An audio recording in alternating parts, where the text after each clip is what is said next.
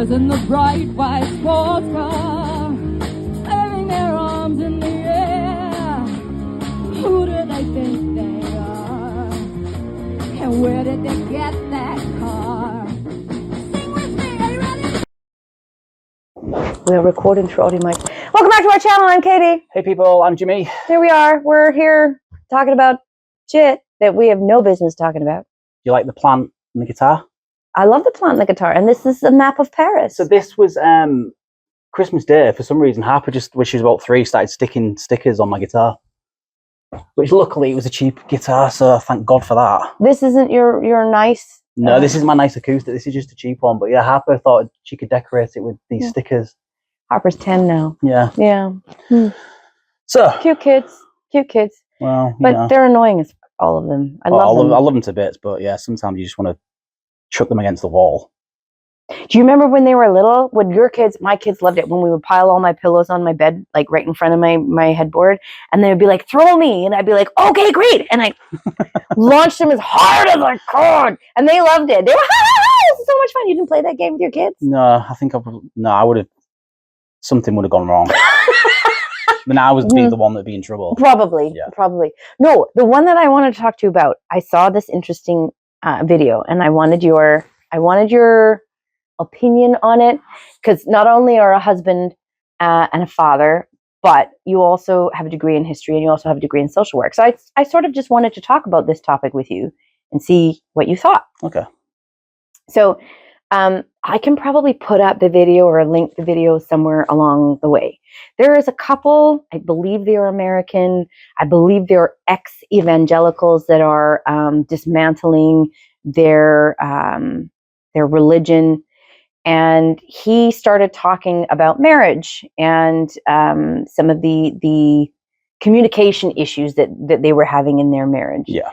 And it was really interesting. The wife said, "I get annoyed with you because you don't action anything until I'm got one foot out the door, the suitcase packed, and I'm a screaming banshee. And why do you do that? Why do you have to make me and push me to this crazy spot before you action anything?" And I found myself resonating with that because I felt like that's sometimes what my husband is like or has been in the past. And so the man in this video, and again, I'll link it, he was like, "Oh, interesting." He goes, "I can see why that would be really annoying to you." He goes, "But understand that anytime somebody wants us to action something, whether it be an employer, a teacher, a parent, or whatever, they're always screaming at you in your face, and that's when you action something." He was saying that men have been conditioned to not pay attention to things until they have to be done right now. Whereas women sort of operate on, and a wife will, "Hey, we need this, this, and this done. Hey, we need this, this, and this done." And then she keeps being calm and trying to come to you calmly or come to the husband calmly. And he just sort of ignores it until it becomes this screaming in your face situation. And then he actions it. And so the conversation between this husband and wife was very much about how women are conditioned to be nice, and we have to be really present and really calm and present things really calmly. But then when we do present things really calmly, our male counterparts aren't necessarily acting on them because there's no hurry. Yeah.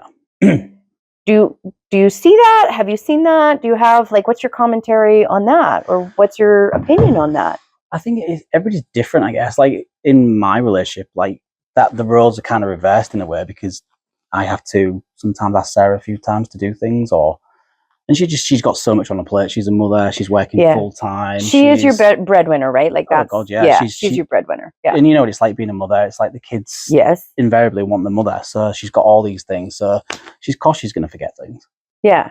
But it's just, again, it's just another, like it's another form of patriarchy. Like why are you expected to be quiet and nice, and then the men are supposed to be, the ones that the big belly guy. I just find it's embarrassing to be a male sometimes when you hear stuff like that. Because I don't want to be tarred with that brush either. Like, No, and I wasn't trying to tar you with the brush. I was just trying to say, like. But I mean, we all see that? I don't know. We all generalize though, don't we? And generalize that generally men are like that. What do you mean? Like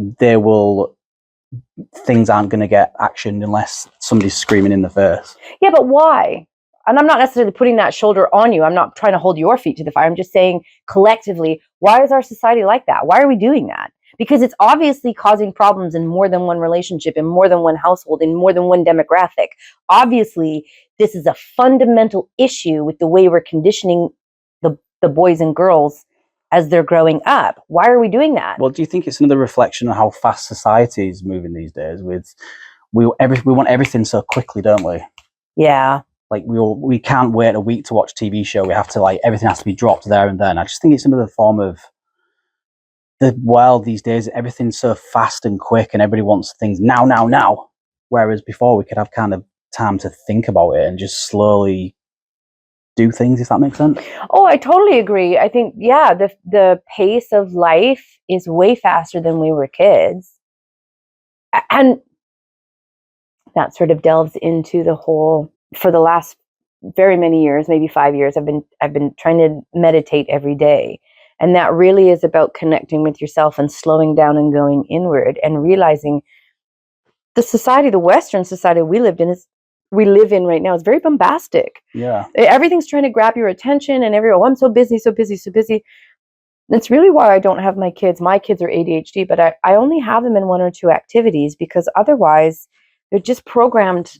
It's always. And I'm like, we don't need to always be on. We don't need to always be on.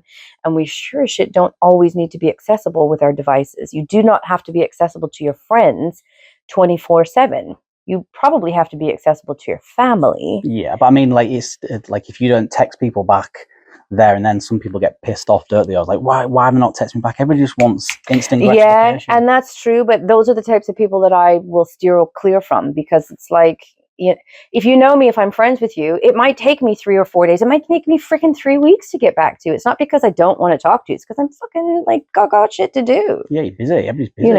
But it's also, I don't know if I've done this to you yet or not. When I think of something random and I text a friend, I will literally say, you don't have to text this back. I just remembered it now, so I'm texting you now. Get back to me when you can get back to me. Because some people will assume that I want an answer right now. And I'm like, no, I just remembered this. In a massive preamble of why they don't have to. Pretty much. Like, you don't have to text me back right now. So maybe that's just me. I always over-explain myself. That's my own traumatic friggin' shit. Okay. She's just weird. We know. This is not a surprise that I'm weird. So what's this hockey thing you wanted to talk about? Oh, just the Hockey 5. I've not really followed much of it. Obviously, I've not followed what's been going on in the trial and everything. It'd be interesting to delve more into it, me personally, just to see, were you following it on a daily basis? No, I wasn't following it on a daily basis, but the judgment that came out really shook the world. And I think it really shook women in general, because the judge who did the judgment was a woman, and her judgment was, because in Canada all the judgments are public, so you can actually go and read them. It was dripping with misogyny, and it was dripping with that judge was totally uninformed with trauma and the way a trauma survivor would actually be able to remember certain details or not remember certain details. The other thing to remember is that young woman that had been assaulted by a room full of hockey men, even though they were minors, they were still men. They were still 17, 18-year-old men. After that had happened and she went to the police, during the trial, she was cross-examined by 5 different prosecutors.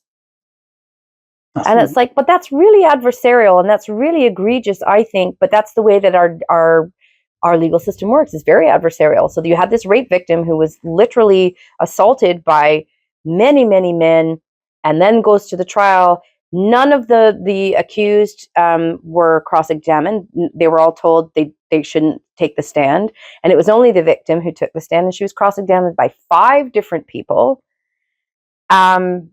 And then couldn't, the details were, the judge was like, you can't be relied upon because when you went you testified to being 120 pounds at the time of the assault, but you were actually 148 pounds at the hospital. Really? That's why we can't,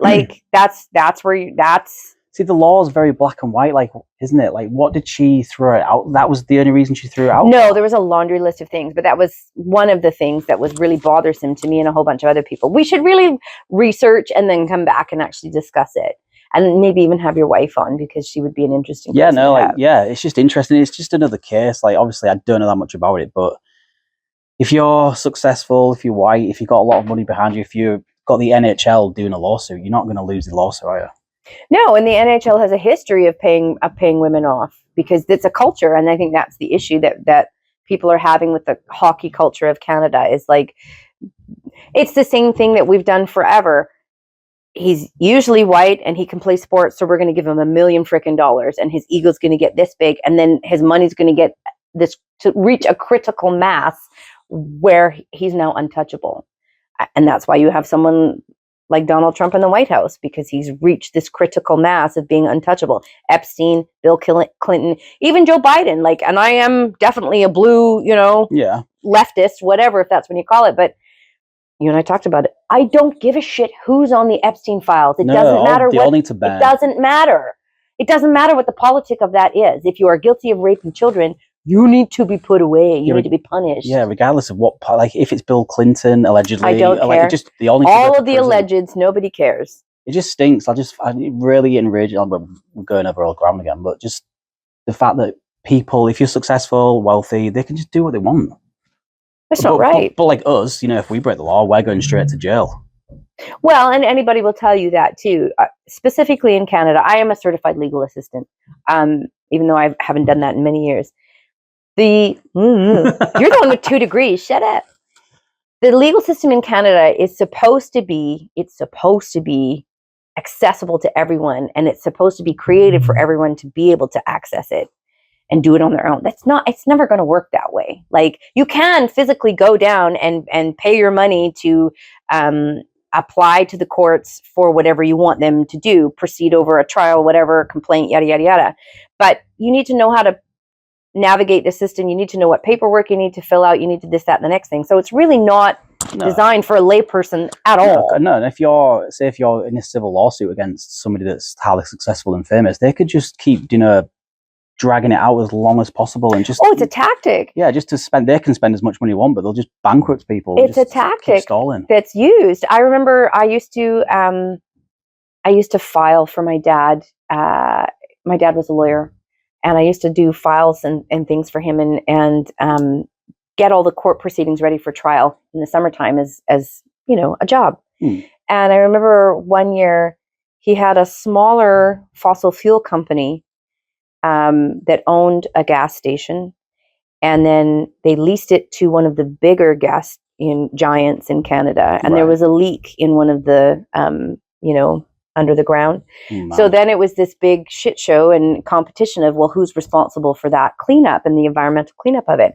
So the big fossil fuel company that it is Canadian, and the small fossil fuel company, the big one, decided to, all day as a tactic, I sat at a fax machine, because they decided that they were just going to fax us nonstop all day case law to make it just to make it drown out and go away. What, was your fax just going all day then? All day. And that was my job to take the fax out.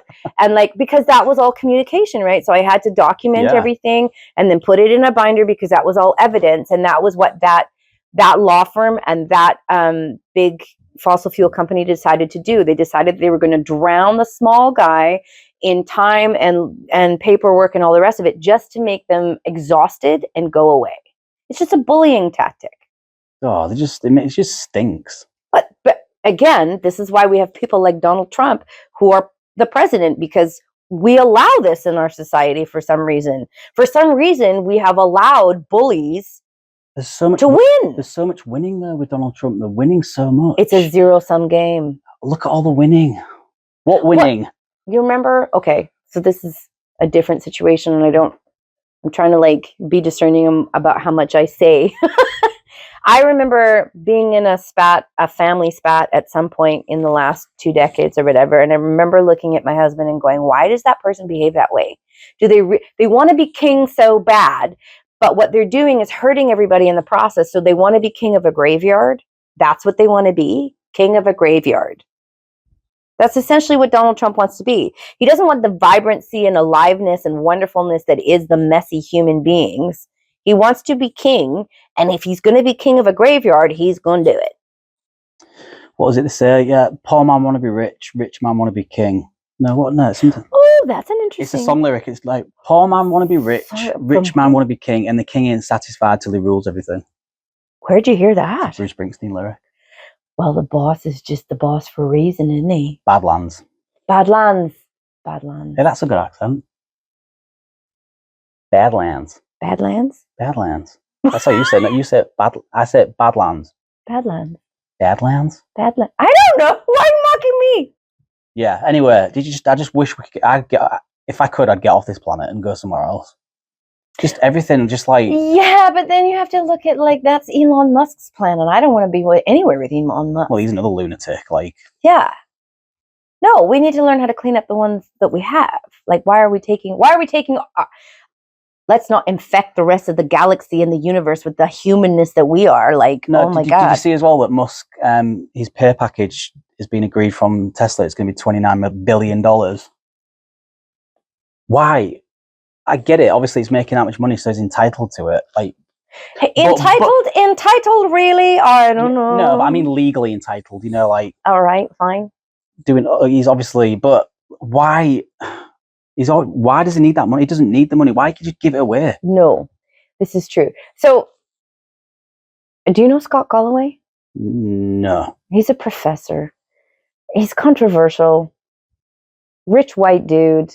I like some of what he says. I don't like some of what he says. He was talking about how amassing that kind of a fortune as a man, this was his words, and I'm paraphrasing badly, obviously, but as a man, you want to be able to leave a decent friggin' legacy, and that would be, using your money to help people. Yeah. And he's $100 million, whatever.